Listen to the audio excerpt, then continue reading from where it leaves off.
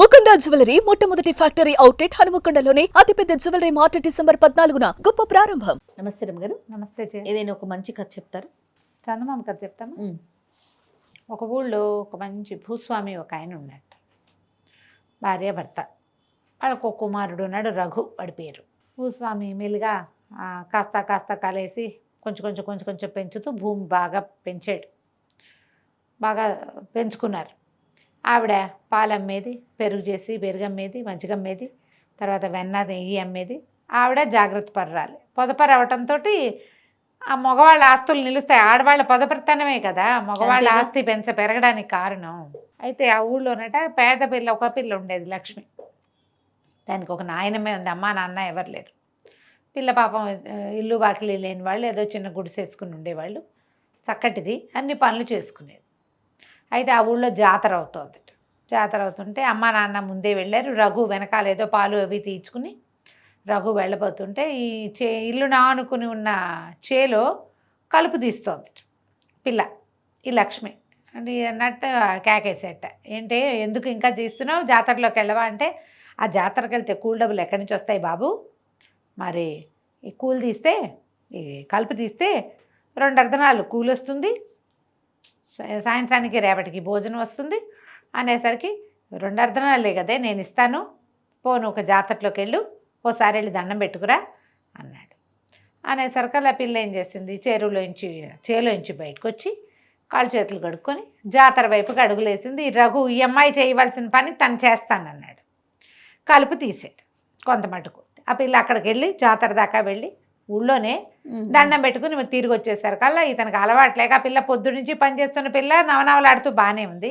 అలవాటు మధ్యాహ్నం కాసేపు పనిచేసిన రఘుకి చెమటలు దిగ్గారుతుంటే పిల్లంది, అబ్బో ఎంత కష్టపడ్డావు నా కోసం, సరేలే రా మా ఇంటికి రా, పానకం ఇస్తానని. జాతరలో అందరిళ్లలోనూ పానకం చేసుకుంటారు అమ్మవారి నివేదనలకి. ఒక గ్లాసు పానకం కలిపెట్టుకున్న పానకంలోంచి ఒక గ్లాసు పానకం ఇచ్చింది. పానకం తాగాక వాడికి అనిపించింది, ఎంత పని చేస్తుంది ఈ పిల్ల.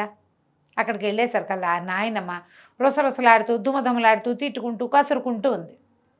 కనీసం పోనీ ఇంత చక్కటి పిల్ల, ఇంత పనిమంతురాలు, తెల్లారు లేచిన దగ్గర నుంచి పనిచేసి సాయంత్రం అయ్యేసరికి నూకల గంజో బియ్యపు గంజో పట్టుకొచ్చి పెడుతోంది బామ్మకి. ఏమిటి ముసలిది కూడా సరిగ్గా లేదు, ఈవిడ కోసం ఇంత కష్టపడుతోంది కదా ఈ పిల్ల, ఎంత పనిమంతురాలు అని అనిపించింది. సరే ఆ మాట అనుకుని ఇతను వచ్చేసాడు అక్కడి నుంచి. వాడికి నచ్చింది ఆ పిల్ల. ఇంటికి వచ్చేసరికి వాళ్ళ నాన్న వాకిలికి దడి కడుతున్నాడు. వాకిలు అంటే ఈ ఇళ్లల్లో ఇదివరకట్లాగా ప్రహరీ గోడలు అవి పెద్ద కట్టుకునే వాళ్ళు కాదు కదా పాతకాలంలో. ఏం చేసేవాళ్ళు, దడి కట్టేవాళ్ళు. కొన్ని రాటలు నిలువుగా పాతిపెట్టి చిన్నవి మన తుంగవి అవి కలిపి ఇట్లా అడ్డంగా కడితే ఏమిటి మేకలు అవి రాకుండా, గొడ్లు ఇది కాకుండా ఉండటానికి ఒక దడి కడుతున్నాడు. ఒరే అయ్యా, పాలేళ్ళందరూ జాతరలో ఉండిపోయారు, మరి చీకటి పడే లోపల ఈ పని అయిపోవాలి, ఇంకా ఈ కాస్త మేర మిగిలింది, రారా నువ్వు సాయం పట్టు అంటే, సరే రఘు వెళ్ళి అది దడి కట్టడానికి నాన్నకు సహాయం చేశాడు. చేస్తుంటే వాళ్ళ నాన్న అన్నాడు, ఏరా ఈ సంవత్సరం పెళ్లి చేసుకోవాలిరా నువ్వు అన్నాడు. అనేసరికి నా అబ్బాయి అన్నాడు, నాన్న నేను ఏ పిల్లని చేసుకున్నాను, నాకు నచ్చితే చాలన్నావు కదా, మరేమో నేను మన వెనకాల ఉన్న లక్ష్మి లేదు, దాన్ని చేసుకుంటాను నాన్న అన్నాడు. అనేసరికి నాన్న అన్నాడు, మంచిదేరా పిల్ల, బుద్ధిమంతురాలు, చక్కగా మన ఇంట్లో కూడా ఎప్పుడైనా అవసరమైతే 4 పనులు అందుకుంటుంది. కాకపోతే మీ అమ్మ ఉంది చూసావా, మహాగండ, అది పాలు అమ్ముతుంది, పెరుగు అమ్ముతుంది, వెన్న అమ్ముతుంది, నెయ్యి అమ్ముతుంది, రూపాయి నా చేతికి అందనివ్వదు. ఎక్కడ దాస్తుందో భగవంతుడికి కూడా తెలియదు. మీ అమ్మ ఒప్పుకోదురా పేద పిల్లని చేసుకోవడానికి, దానికి నగానట్రా అమరవు. డబ్బు గల సంబంధం చేసుకుంటే ఏముంది, మనకి వాళ్ళు పెట్టుబడులు వస్తాయి, దీని దగ్గర నుంచి ఏమొస్తాయి, పిల్ల మంచి పిల్లే కానీ మీ అమ్మ ఒప్పుకోదురా అన్నాడు. సరే ఊరుకున్నాడు రఘు. 4 రోజులు ఆగాక వాళ్ళ అమ్మ మజ్జిగ జిలుగుతుంటే దాని దగ్గర కూర్చుని, అమ్మ ఎంత పని అంతా ఒక్కదానివే చేసుకుంటున్నావు, ఎవరైనా పనిమంతురాలు లేని పిల్లని తెచ్చుకుంటే నీకు బాగుంటుంది కదే అన్నాడు. ఎందుకు బాగుండదు నాయన, నా వెనకాల చేదోడు బాదోడుగా ఉండేందుకు పిల్ల రావద్దు అన్నది. అనేసరికి అమ్మ మన వెనకాల ఇంట్లో ఉండే లక్ష్మిని చేసుకుంటానే, అది భలే పనిమంతురాలు అన్నాడు. అనేసరికి ఆవిడంది, నాకెందుకు, అయ్యో లక్ష్మి బంగారు తల్లిరా, అది ఎంత మంచి పిల్లో, బాగుంటుంది చేసుకుంటే, కానీ మీ నాన్న నడే ఒట్టి పాపిష్టవాడు. ఓహో, నాన్న ఒప్పుకోడురా, నాన్న పరమ పీనాసివాడు, నీ కట్నం కోసం చూస్తున్నాడు రా, నువ్వు ఇంత బంగారు తండ్రివి, నీకు ఎంత కట్నం వస్తుంది, దానికి అది ఇది కలిపి ఏదైనా కొందామనుకుంటాడు. కానీ పెళ్ళికి ఒప్పుకోడు రా మీ నాన్న. ఏమనుకోకు నాన్న, ఇంకో సంబంధం చూసుకుందాము అంది. నాన్న వద్దన్నాడు, అమ్మ అమ్మ వద్దంది. వద్దంది. కానీ ఈ కొడుకు పట్నం ఏదో వస్తువులు తేవడానికి వెళ్ళినప్పుడు మొగుడు పెళ్ళాం ఇద్దరు కష్టం సుఖం మాట్లాడుకున్నారు. ఏమేవో మానవాడికి వెనకాలింటి లక్ష్మి మీద ఉందే అంటే నీకు చెప్పాడు నాకు చెప్పాడు అంది తల్లి. అంత పేద పిల్లని తెచ్చుకుంటే ఏం సాగుతుందే, అక్కడ ఎవరు లేరు. వీడు పండక్కి అత్తారింటికి వెళ్ళినా అన్నమండి పెట్టేవాళ్ళు లేరు, అదే వండుకోవాలి. ఇక పండగలు లేవు, పబ్బాలు లేవు, వాడి పేరు పెట్టుకుని మనం వెళ్తాలు లేవు, పండక్కి వెచ్చాలు వచ్చేది లేదు, లాంఛనాలు వచ్చేవి లేదు, ఓ బావమరుదులు సరాగాలు లేవు. వియంకులు మన చూసి అగ్గగ్గలాడడం సున్నా, ముసలిది ఎప్పుడో పోతుంది. ఆ పిల్లకి పురుడు పుణ్యం మనమే పోసుకోవాలి. పోనీ దాని దగ్గర పావలా ఉందంటే అర్ధనా కూడా లేదు. ఈ సంబంధం చేసుకోకూడదు. ఇద్దరు డిసైడ్ వాళ్ళ ఇద్దరు ఉద్దేశం అదే. అందుకని ఏమనుకున్నారు, ఈ సంబంధం వద్దని చెప్పాం కదా, ఈవిడికి ఒక వేలు విడిచిన మేనగోడలు ఉంది సుందరి, అది పట్టణంలో ఉంటుంది. దానికి ఇక 500-600 రూపాయలు ఆస్తుంది. అది 500-600 ఎప్పటి కదా ఇది, 60s, 60 కూడా కాదు 50s కదా. ఓకే, 500-600 రూపాయలు ఆస్తుంది. దాన్ని తీసుకొద్దాము, దాన్ని 4 సార్లు చూపించామంటే వీడే ఒప్పుకుంటాడు. పిల్ల చక్కగా ఫ్యాషన్గా, అంటే అప్పుడు ఆ రోజుల్లో ఏమైనా వాళ్ళు ముస్తాబు అది చేసుకుని బాగుంటుంది పిల్ల అని ఆవిడ ప్రపోజ్ చేసింది. ఈయనకి ఏమనుంది, ఈయనకున్న 25 ఎకరాలకి పక్కన మంచి 5 ఎకరాల చేను ఒకటి ఉంది. ఒక 200-250 అయినా పెట్టాలి దానికి, 50 రూపాయలు ఎకరం.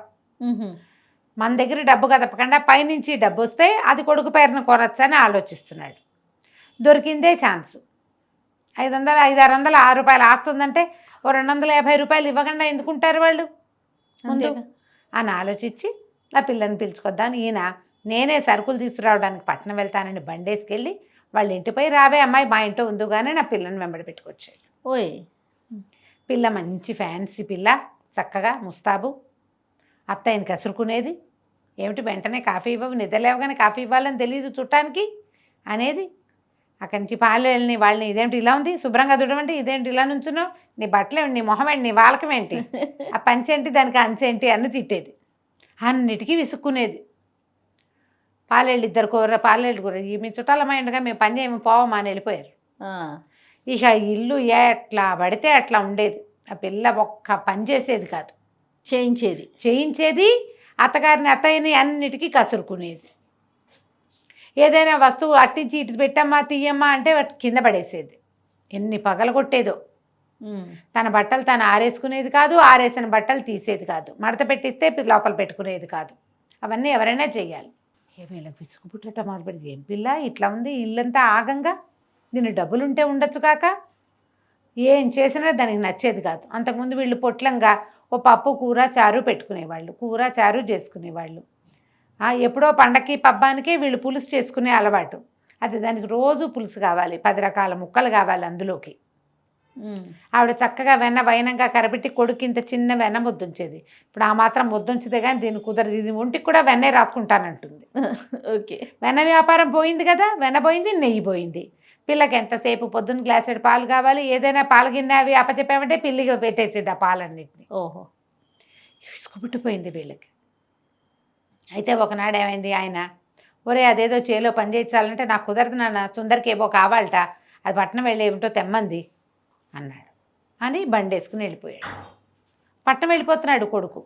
ఆ పూట అది చేదు చూసి వస్తానని అవతలకి వెళ్ళేసరికి మా భార్య భర్త మళ్ళీ కష్టం సుఖం మాట్లాడుకున్నారు. ఇదేం పిల్లండి, పాపిష్టి పిల్ల, ఒక పని సహాయం లేదు, నన్ను పనిగెత్తం చేసేసింది, ఈ ఇల్లంతా మహాలోకం ఉన్నట్టుంది, ఏది తీయదు చెయ్యదు, ఆడపిల్ల ఉంటే ఎంత పని సాయం ఏమీ చేయదు, పైగా పని వాళ్ళని తెగ తిట్టిపోస్తుంది, అన్నిటికీ విసుక్కుంటుంది, పాలకు పాలు పాడు చేసేస్తుంది, వెన్నకి వెన్న పాడు చేసేస్తుంది, ఎంత వెన్నా దాని ఒంటికే జాలటం లేదు అని గోల పెట్టింది ఆవిడ. ఈయనన్నాడు, నువ్వు అదేం చూసావు, వీడు దాని వెనకాల పడి తిరుగుతున్నాడు, అది పట్నం వెళ్ళమంటే పట్నము, బజారు వెళ్ళమంటే బజారు, పొలం తీసుకెళ్ళమంటే పొలం, ఎక్కడికంటే అక్కడికి. అది మొత్తం డబ్బంతా తగలబెట్టేలాగా దానికి ఇన్ని వస్తువులు వాంటింగో. మరి మన ఇంటికి వచ్చింది, అది చెప్తుంటే తేవద్దు, ఉప్మా కావాలంటుంది ఉన్నట్టుండి. ఉప్మా వీళ్ళ దగ్గర రవ్వ ఉండదు, కొట్టుకెళ్ళి తెప్పించాలి, వీళ్ళ దగ్గర అల్లం ఉండదు, కొట్టు నుంచి తెప్పించాలి, ఎంత నెయ్యి పోసినా చాలదు ఆ ఉప్మాలో, దిక్కుమాలి ఉప్మా. ఇప్పుడు కూడా ఉప్మాలో నెయ్యి పోస్తే కానీ బాగుండదు, ఏడ్చినట్టు సొదలాగా. దాంతో లబలబలాడిపోయారు. ఇప్పుడు దాని వెనకాల పడి తిరుగుతున్నాడే, రేపొద్దున దీన్ని చేసుకుంటే ఇప్పుడు వాడు అది దాని నుంచి మనకు 500 వచ్చేదానికంటే మనవాడు తగలబెట్టే ఆస్తి ఎక్కువగా కనపడుతోంది. ఈ పిల్ల మనకొద్దు, దీన్ని పంపించేద్దాం ఎట్లాగైనా అని చెప్పి ఏం చేశారు, సాయంకాలం మర్నాడు 2 పూటలాగి అమ్మాయి పట్టణం వెళ్తున్నాను, దాన్ని నిన్ను దింపుతాను అని చెప్పేసి పెట్టే బెడ సర్ది లాక్కొని ఒక కాటన్ చీర కొనిపెట్టి దానికి బండెక్కిచ్చేశారు. తీసుకుపోయి ఇంటి దగ్గర దింపారు. ఇల్లు చూస్తే నట్టిల్ల, ఐవార్ల నట్టిల్లలే ఉంది. ఈవిడేం చేసింది, పిల్లాడి తల్లి రఘు వాళ్ళ అమ్మ ఆ వెనకాల ఇంట్లో ఉన్న లక్ష్మి ఏదో పొలం వెళ్తుంటే, ఓ లక్ష్మి మా అమ్మ మా తల్లి కొంచెం పంచాయని రావే అని అడిగితే, అంతకుముందు అడిగింది ఆవిడ ఈ పిల్ల ఉండగా. అడిగితే లక్ష్మి వాళ్ళ నాయనమ్మ కిందపడి కాలు విరక్కొట్టుకుంది. వీళ్ళింట్లో పని సాయానికి వచ్చే అవకాశమే లేదు దానికి. అదేదో ఉన్నది గుట్టుగా పెట్టుకుని నాయనమ్మని చూసుకుంటుంది. మీ నాయనమ్మని తీసుకురా, పాలేరుని పంపిస్తా సహాయం, మా ఇంట్లో పడుకోబెడదు కానీ ఆవిడ కూడా పాలు నీళ్లు నేనే చూస్తా, కొంచెం ఈ ఇల్లు వాకిలి సర్ది పెట్టమ్మా, మాతో ఉండు అని బతిలాడుకుంది. ఆ మొగుడు వచ్చేసరికి ఆయన శెట్టి గారు ఈ ఊరి నుంచి రైతు ఇంటికి వచ్చేసరి కల్లా వాకిలి ఇల్లు శుభ్రంగా ఉన్నాయి. వాకిలంతా పాడైపోయింది. అత్తయ్య నా చక్కగా పేడ పెట్టి అలుగుతోంది పిల్ల. గంట పోయేసరికల్లా వాకిట్లో ముగ్గేసేసింది. వాకిలి చక్కగా తీర్చిదిద్దినట్టుంది పండల్లే. 3-4 రోజుల్లో ఈ నానా సర్వనాశనంగా ఉన్న గదులు ఇల్లు అంతా సవరించి అన్ని చోట్ల పేడతో శుభ్రంగా అలికి ముగ్గులు పెట్టి చక్కగా చేసింది. వెన్న నలకంత వెన్న కూడా పోకుండా మజ్జిగ తిప్పేసేది. గిలకలాగా అన్ని పనులు సవరించడం వచ్చు దానికి. వారం తిరిగేసరికి ఇల్లు పూర్తిగా స్వాధీనంలోకి వచ్చేసింది. మళ్ళీ వెన్న నెయ్యి వ్యాపారం దారిలో పడింది. వీళ్ళకి కూడా స్థిమితం వచ్చింది. ఇంట్లో చీదరలేదు. అంతకుముందు ఆ పిల్ల అరుపులు కేకలు, ఈ పిల్ల పని చేస్తుంది కానీ నోరెత్తదు.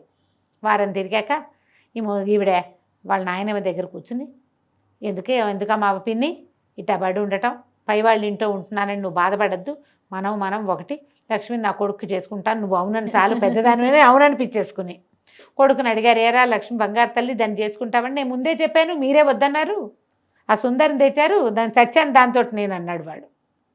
ఆ అమ్మాయి పని చేయకపోతే ఒప్పుకోదు, అందుకని పని చేశాడు.